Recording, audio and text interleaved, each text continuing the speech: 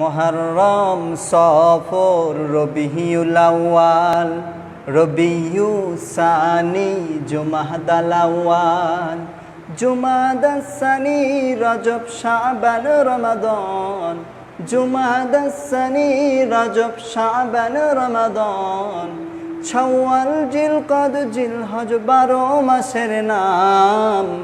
জেনে রাখেন, মনে রাখেন ওহে মুসলমান, জেনে রাখেন, মনে রাখেন ওহে মুসলমান।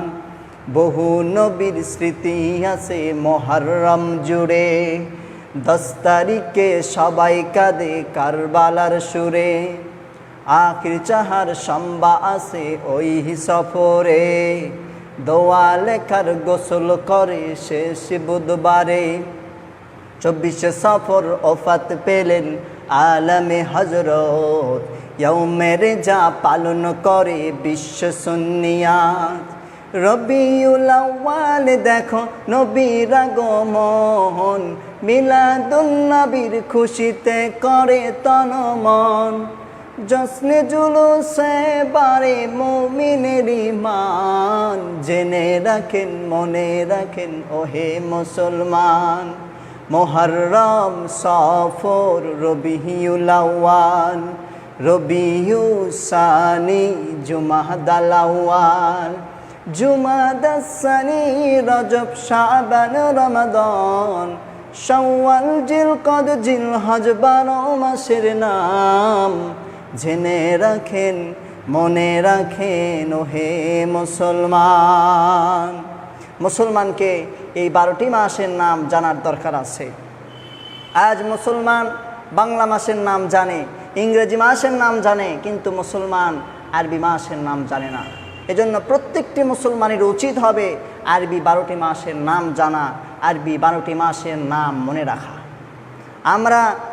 আমাদের এই দেশে 3টি সন প্রচলিত আছে, আরবি সন, ইংরেজি সন, বাংলা সন। মুসলমান বাংলা নববর্ষ পালন করতে গিয়ে পান্তা ভাত আর ইলিশ ভাজির মাধ্যমে আমরা পহেলা বৈশাখ পালন করে থাকি। মুসলমান ইংরেজি নববর্ষ পালন করতে গিয়ে 31st নাইটের অপেক্ষায় বসে থাকি, কখন 12টা 1 মিনিট বাজবে, তখন হ্যাপি নিউ ইয়ার বলবে। এ হচ্ছে মুসলমানদের কৃষ্টি কালচার। কিন্তু মুহররম মাস পড়ে গেছে, এখনও পর্যন্ত মুসলমান জানে না 1444 হিজরি চলে আসলো কখন, কিভাবে আসলো, কখন আসলো, কোন মাস চলছে, কত তারিখ চলছে, এ সম্পর্কে মুসলমান উদাসীন, মুসলমান দায়িত্বশীল নয়। আমরা বাংলা নববর্ষ, ইংরেজি নববর্ষ পালন করে থাকি, আরবি নববর্ষের কোনো খবর নেই। অথচ যেই হিজরি সন, হিজরত, রাসূল আকরাম সাল্লাল্লাহু আলাইহি ওয়াসাল্লামের হিজরতকে কেন্দ্র করে যে হিজরি সন গণনা করা হলো, আর এই হিজরি সনের মাস আল্লাহ পাক স্বয়ং নিজে 12টা মাস দান করেছেন। সুবহানাল্লাহ বলে। কোরআনুল কারীম আল্লাহ পাক সূরা তাওবার মধ্যে আল্লাহ পাক বলেন, ইন্না ইদ্দাতাশ শুহুরি ইনদাল্লাহি 12 শাহরা ফি কিতাবিল্লাহি ইয়াওমা খালাকাস সামাওয়াতি ওয়াল আরদ। আল্লাহ রাব্বুল আলামিন বলেন, এই পৃথিবীতে আসমান জমিন সৃষ্টির দিন থেকেই আমার বিধান আর গণনার মাস হচ্ছে 12টা, আর এই 12টা মাসের মধ্যে প্রথম মাস হচ্ছে মুহররম মাস। সুবহানাল্লাহ। সেই মুহররম মাস আমাদের সামনে পড়ে গেছে। এই মুহররম মাসের এত ফজিলত, এত বরকত। মুহররমের মধ্যে এমন একটা দিন রয়েছে, সেই দিনকে বলা হচ্ছে আশুরার দিন। আরবিতে আশারা হচ্ছে 10, আর আশারা থেকে আশুরা শব্দটা গঠন করা হয়েছে। আরবিতে আশারা মানে 10, আর আশুরা মানে 10ম দিন, মুহররমের 10 তারিখ। রাসূল আকরাম সাল্লাল্লাহু আলাইহি ওয়াসাল্লাম বলেন, আমি আল্লাহর দরবারে আশা রাখি, সিয়ামু ইয়াউমি আশুরা আইন্নি আহতাসিবু আলাল্লাহি আন ইউকাফফিরাস সানাতাল্লাতী ক্বাবলাহু ওয়া সানাতাল্লাতী বা'দাহু। আমি আল্লাহর দরবারে আশা রাখি 10ই মুহররমের রোজা পূর্ববর্তী 1 বছর পরবর্তী 1 বছরের গুনাহের কাফফারা হয়ে যায়। সুবহানাল্লাহ। সেই মুহররম অত্যন্ত গুরুত্বপূর্ণ। একদিকে মুহররমের আশুরার রোজা গুরুত্ব, আরেকদিকে মুহররম মাসের পুরোটাই মাসের গুরুত্ব। হাদিস শরীফের মধ্যে এসেছে, রমজান মাসে রোজার ফরজ হওয়ার আগে এই আশুরার রোজা ফরজ ছিল। রমজানের রোজা যখন ফরজ হয়ে গেল তখন মুহররমের রোজা, আশুরার রোজা এটা ইচ্ছাধীন হয়ে গেল। কেউ ইচ্ছা করলে রাখতে পারে, কেউ ইচ্ছা করলে ছেড়ে দিতে পারে। হাদিস শরীফের মধ্যে আমি পড়েছি, আফদালুস সিয়াম বাদা রমাদান শাহরুল্লাহিল মুহররম, রমজান মাসের পরে সর্বশ্রেষ্ঠ আল্লাহর মাস মুহররম মাসের রোজা সবচাইতে গুরুত্বপূর্ণ। একদিকে মুহররম মাসের রোজার গুরুত্ব, আরেকদিকে মুহররম মাসের আশুরার দিনের রোজার গুরুত্ব অত্যন্ত।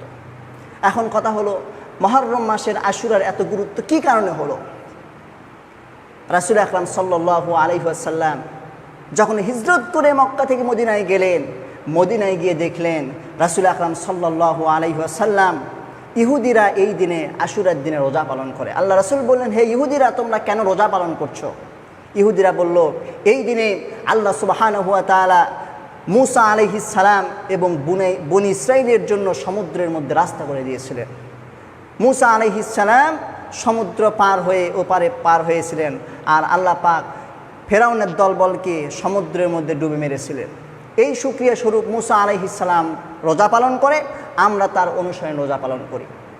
রাসূল আকরাম সাল্লাল্লাহু আলাইহি ওয়াসাল্লাম বললেন, নাহনু আহাক্কু বিমূসা মিনকুম ফাসামাহু ওয়া আমারা বিসিয়ামিহি। আল্লাহ রাসূল বলেন, আমরা তোমাদের চাইতে মূসা আলাইহিস সালামের অনুসরণে অধিক যোগ্য। সুতরাং রাসূল নিজে রোজা পালন করলেন এবং সাহাবীদেরকে রোজা পালন করার নির্দেশ দিয়ে দিলেন। তবে মুহররমের আশুরার রোজা একটা নয়, রোজা পালন করতে হবে দুইটা। কারণ ইহুদিরা একটা রোজা পালন করেছে, মুসলমান কখনো ইহুদিদের অনুসরণ করতে পারে না। মুসলমান ইহুদিদের বিরুদ্ধাচরণ করে দুইটা রোজা পালন করতে হবে। হাদিস শরীফের মধ্যে পড়েছি, সুমু আশুরা অখালিফু ফিহিল ইয়াহুদা। রাসূল বলেন, তোমরা আশুরা রোজা পালন করো, কিন্তু এটা ইহুদিদের বিরুদ্ধাচরণ করো। সুমু ক্বাবলাহু ইয়াওমা ওয়া ক্বাবলাহু ওয়া ইয়াওমা বাদাহু। অর্থাৎ মুহররমের 9 তারিখ 10 তারিখ বা 10 তারিখ 11 তারিখে তোমরা রোজা পালন করো। সম্মানিত বন্ধুগণ আমার, আমরা জুমার আলোচনা থেকে শুনতে পারলাম, হাদিস শরীফের থেকে বুঝতে পারলাম, মুহররম মাসের আশুরার এত ফজিলত, এত গুরুত্ব। এটি শুধুমাত্র মূসা আলাইহিস সালামের ঘটনা নয়। আমাদের সমাজে একটা প্রচলন আছে, মুহররম মাস আসলে আমরা শুধুমাত্র কারবালার ঘটনা নিয়ে ব্যস্ত থাকি, ঠিক কি না? আসলে শুধুমাত্র কারবালার ঘটনায় মুহররম মাসে আশুরার দিনে শুধুমাত্র কারবালার ঘটনা ঘটে নাই। কারবালার ঘটনা ঘটেছে সবচাইতে সর্বশেষে। এই দিনে আল্লাহ রাব্বুল আলামিনের পৃথিবী এই দিনে সৃষ্টি করেছেন। এই দিনে আল্লাহ রাব্বুল আলামিন মানুষ সৃষ্টি করেছেন।